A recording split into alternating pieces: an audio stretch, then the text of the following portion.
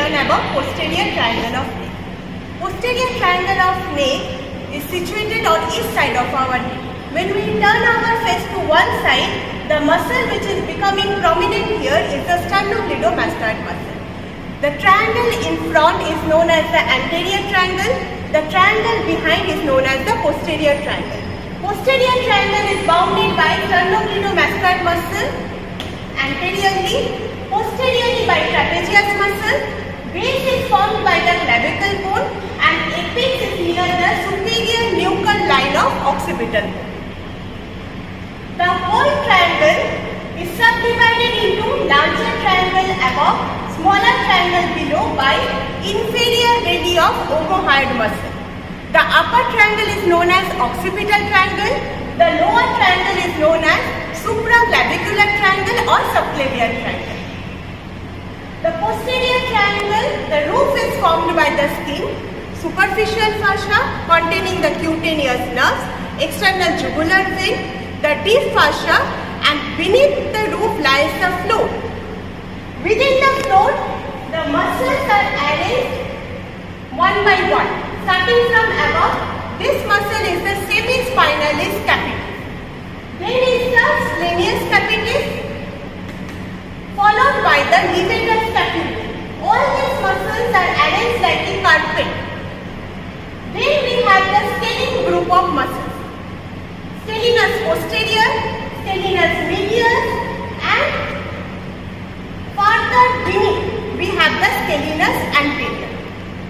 Coming to the superficial structures here, from the midpoint of posterior border of sternocleidomastoid, anteriorly goes the transverse cervical nerve. Above ascends two nerves. One is the great auricular nerve, another one is the lesser occipital nerve which loops the spinal accessory nerve before ascending upward. Going below is the supraclavicular nerve. This supraclavicular nerve subdivides into three branches. This one is the medial, this is intermediate, and this is lateral. Levator scapulae muscle is forming the floor for the three nerves. First one is spinal accessory nerve. Then we have the third and fourth cervical spinal nerves. And all these three nerves will go to supply the trapezius muscle. Between the scalenus medius and scalenus anterior lies the trunks of brachial plexus. First, upper trunk formed by C5, C6 roots. Then we have the middle trunk which is the continuation of C7, and the lower trunk formed by C8 and T1. From the C5 root, one nerve arises going to supply the rhomboid known as the dorsal scapular nerve. Upper trunk, before it gives its division, forms the arcs point. Arcs point of upper trunk is the area which is highly susceptible to injury due to any shearing force. First branch arising here is the suprascapular nerve. Another branch arising from the arcs point going below is the nerve to subclavius. Now let us see all the structures in the cadaver. To visualize the posterior triangle of neck, first the cadaver is positioned. The cadaver is kept in supine, a block is placed underneath, and the head is turned to the opposite side. We will see the structures on the left side of the neck. The sternocleidomastoid muscle is dividing the side of the neck into anterior triangle in front, posterior triangle behind. Posterior triangle is further subdivided by inferior belly of omohyoid into occipital triangle above, and below is the subclavian triangle. The floor of the triangle is formed by first muscle is lying beneath this mastoid part of sternocleidomastoid, and that is known as the semispinalis capitis. The next muscle which is visible here, this one is the splenius capitis. The third muscle is known as levator scapulae. Lying over the levator scapulae is this one, that is the spinal accessory nerve. Further beneath are the scalene group of muscles, scalenus posterior, scalenus medius. Scalenus anterior is within and below. Lying between medius and anterior are the trunks of brachial plexus. Now let us look at the contents. First, coming to the superficial content here. This one. This is the external jugular vein, which will finally drain into the subclavian vein. This is the posterior border of sternocleidomastoid. Coming to the midpoint of posterior border is the point where the cutaneous nerves arising from C2, C3, C4 emerges. The one going towards the anterior border, this one is the transverse cervical nerve. Next nerve emerging is the great auricular nerve. Only we can see a stump of lesser occipital nerve. This lesser occipital nerve, while ascending up, will loop the spinal accessory nerve. The last cutaneous nerve here is the supraclavicular nerve, giving rise to three branches: lateral, intermediate and medial. Now let us see the other nerves here. Just below to the spinal accessory nerve, two nerves are placed. This is the C3 and this is the C4. Spinal accessory, third cervical, fourth cervical, all these are going to supply the trapezius muscle. Now we can see another vessel here running transversely. This vessel is known as the transverse cervical artery.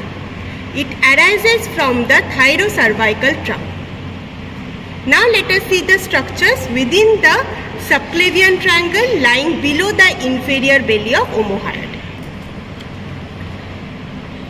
Coming to the subclavian triangle, this subclavian triangle contains the upper trunk of the brachial plexus, the middle trunk of brachial plexus, and further beneath, this is the lower trunk of brachial plexus. Upper trunk of brachial plexus in this region forms an important region known as Urbs point. As we can see here, two roots forms the upper trunk, that is the C5 and C6 root. After the formation of upper trunk, it is getting divided into two branches. These are the two divisions of upper trunk. Arising from the upper trunk are two nerves. The thin nerve here is this one is the nerve to subclavius. Another nerve, this one, is the suprascapular nerve. So what are the branches? The first branch, nerve to subclavius. The next branch is the suprascapular nerve. One branch arises from the C5 root to supply the rhomboids, and this one will be piercing the scalenus medius muscle. This is the dorsal scapular nerve arising from the C5 root forming the upper trunk. Further, if I go below, after the trunks, we can see a vessel. This is the subclavian artery. Further beneath the subclavian artery is the subclavian vein. Then there is the scalenus anterior muscle. So contents of the subclavian triangle, the upper trunk, the middle trunk and the lower trunk of brachial plexus. From the upper trunk, nerve to subclavius and the suprascapular nerve. All the structures. First thing, sternocleidomastoid forming the anterior boundary, trapezius muscle forming the posterior boundary, clavicle bone forming the base. This trapezius and sternocleidomastoid are going towards the superior nuchal line, which is forming the apex. The roof is formed by the skin. Then there is the superficial fascia, within which there is the platysma muscle. Coming to the floor, within the floor lies beneath the mastoid part of sternocleidomastoid, the semi-spinalis capitis, then splenius capitis, levator scapulae. This one is the scalenus posterior, scalenus medius, and lastly further beneath and below will be the scalenus anterior. Neurovascular structure, cutaneous, transverse cervical. This is the great auricular, lesser occipital, supraclavicular nerve dividing into lateral, intermediate and medial branches. Spinal accessory nerve lying over the levator scapulae divide this triangle into surgically safe zone above, surgically unsafe zone below due to the presence of all the neurovascular structures beneath it. This is the third cervical, fourth cervical lying parallel to the spinal accessory nerve. We can see here the formation of the trunks of the brachial plexus. What are these two muscles? Scalenus medius, scalenus anterior. Coming to the subclavian triangle, this is the upper trunk, this is the middle trunk and this is the lower trunk, and further below subclavian vessels. That's all regarding the posterior triangle.